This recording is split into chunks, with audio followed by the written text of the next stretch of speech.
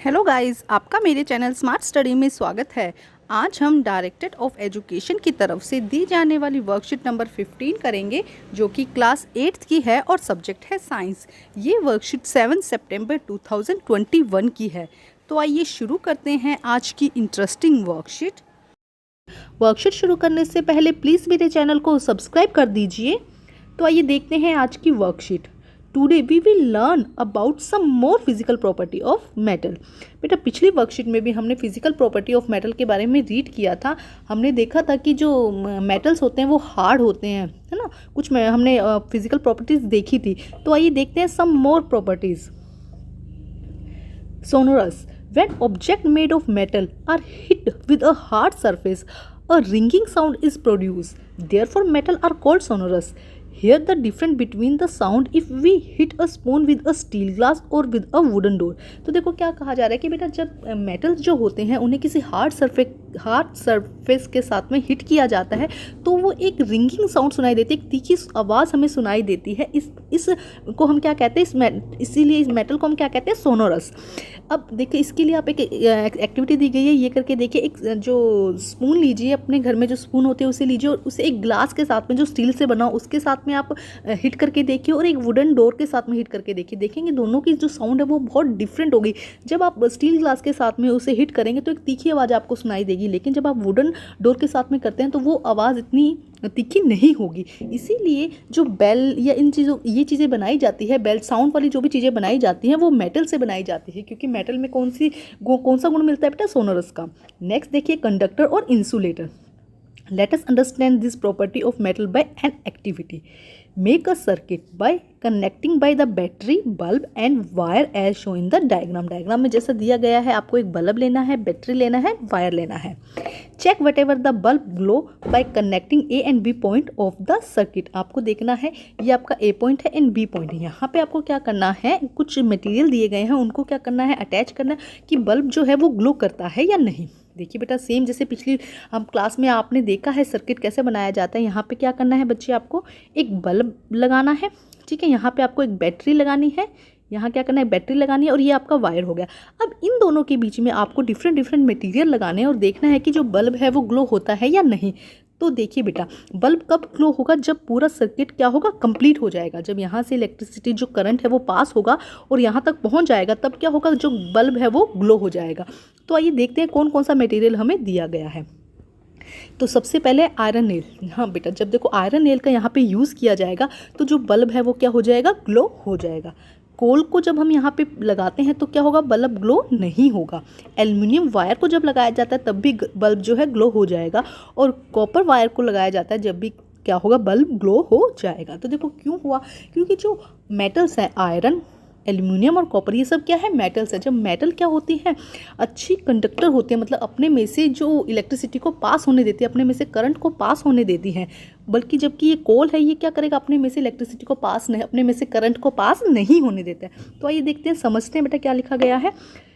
Now connect each material and one by one and given in the table between point A and B and see if the bulb is in the circuit glow or not. हमने अभी देखा कि कौन कौन किस किस condition में glow हो रहा था, किस किस कंडीशन में नहीं हो रहा था। Write your observation in the given table. The material that is placed between the 2 points in the circuit causes the bulb glow. These are called conductor. ये यहाँ पे हमने जो मटेरियल लगाया है ये क्या होगा, ये हमें बताएगा कि ये कंडक्टर है। मतलब कि अगर अपने में से अगर कोई भी मटेरियल अपने में से करंट को पास होने देता है तो वो क्या हो जाएगा, कंडक्टर। देखिए लिखा, materials through which electric current can pass through are called conductor of electricity. देखिए एक बार फिर समझते हैं हम। Material through which can electric current can pass throughout are known conductor of electricity, and those throughout which electric current cannot pass throughout are known insulator. तो देखिए जैसे कि कोल है, कोल क्या हो जाएगा हमारा, इंसुलेटर, क्योंकि इसमें क्या हुआ था, ये अपने में से इलेक्ट्रिसिटी करंट को पास नहीं होने देता है।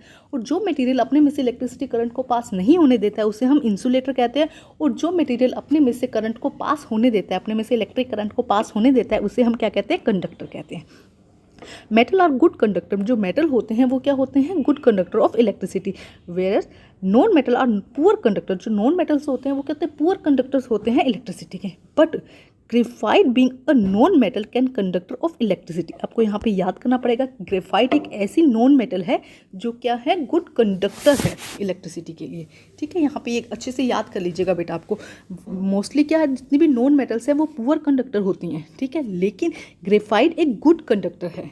ठीक है स्टूडेंट, आइए नेक्स्ट देखते हैं बेटा क्या दिया गया है वर्कशीट में। Heat conductivity.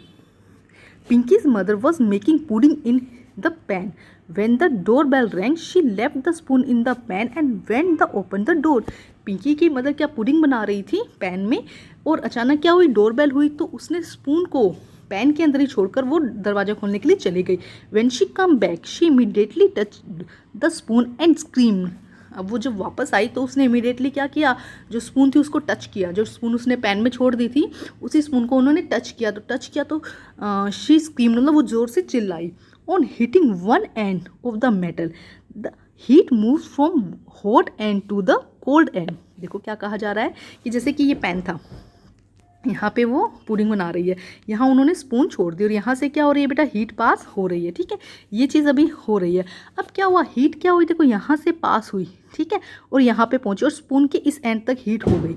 अब क्या हुआ, कंटिन्यूसली हीट पास हो रही है, तो जो मेटल होते हैं वो अपने में से हीट को भी पास होने देते हैं। तो क्या होगा, यहाँ से हीट पास होती होती यहाँ तक पहुँच गई। अब जब सडनली उसकी मम्मी आए, वो डोर ओपन करके वो आए, जब उन्होंने यहाँ से टच किया तो ये क्या हो गया था, पूरा गर्म हो गया था। तो इसे हम क्या कहते हैं, कंडक्टर ऑफ हीट। मतलब कि जो मेटल्स हैं वो अपने में से हीट को पास होने देते हैं। तो हीट क्या करती है, हॉट रीजन से कोल्ड रीजन की तरफ मूव करती है, और इस प्रोसेस को क्या कहा जाता है, कंडक्टर ऑफ हीट। तो आइए इसे ही समझते हैं।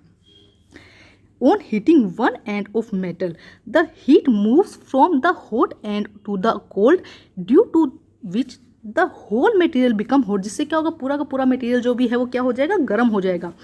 On heating one end of the metal, the heat moves from the hot end to the cold, due to which the whole metal become hot. Material through which heat can transfer from hot region to colder region are known as conductor of heat. इसे हम क्या कहते हैं, conductor of heat. जब एक reason से दूसरी hot region से कोल्ड रीजन की तरफ हीट का ट्रांसफर हो रहा है तो इसे हम क्या कहते हैं, कंडक्टर ऑफ हीट।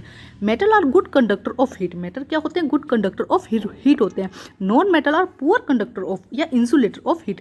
जो नॉन मेटल्स होते हैं वो क्या होते हैं, या तो पुअर कंडक्टर होते हैं, बहुत कम गर्म होंगे, अदरवाइज क्या होते हैं, इंसुलेटर होते हैं कि बिल्कुल ही फर्क नहीं पड़ेगा। ठीक है स्टूडेंट, तो बेटा आज की वर्कशीट कंप्लीट होती है। अब हम इसके करते हैं क्वेश्चन आंसर। तो लेते हैं फर्स्ट क्वेश्चन बेटा। The cooking pan is made of iron while its handle is covered with wood. Why, बताइए क्यों। देखो कुकिंग पैन जो है वो आयरन से बना हुआ है, हीटिंग हमें क्या होगा, कंडक्टर होगा अच्छे से, लेकिन उसका जो हैंडल है वो किससे बना होता है, वुड से बना होता है। क्यों, क्योंकि वुड क्या है, इंसुलेटर है, इससे क्या होगा, वो गर्म नहीं होगा और हमारा हाथ जो है वो नहीं जलेगा। तो आइए करते हैं इसका आंसर हम। तो देखते हैं आंसर नंबर 1 बेटा। देखिए क्या लिखा गया है, cooking pan is made of iron and it is a conductor of heat. जो कुकिंग पैन है वो आयरन से बना है और it is a conductor of heat.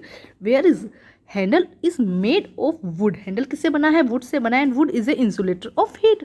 Holding it does not burn hand. इसे पकड़ने से क्या होगा, हमारा हाथ नहीं जलेगा। Therefore the handle of the pan is covered with wood. तो देखिए बेटा ये हो जाएगा आपका फर्स्ट का answer. Cooking pan is made of iron and it is a conductor of heat. Where handle is made of wood and wood is a insulator of heat. Holding it does not burn hand. Therefore, the handle of the pan is covered with wood. आइए अब करते हैं next question बेटा। Question number 2। Why did the scream on touching the metal spatula? जब उसकी mother ने उसको spatula को जो मेटल की बनी हुई थी उसे टच किया तो वो क्यों स्क्रीम किया, वो चिल्लाई क्यों?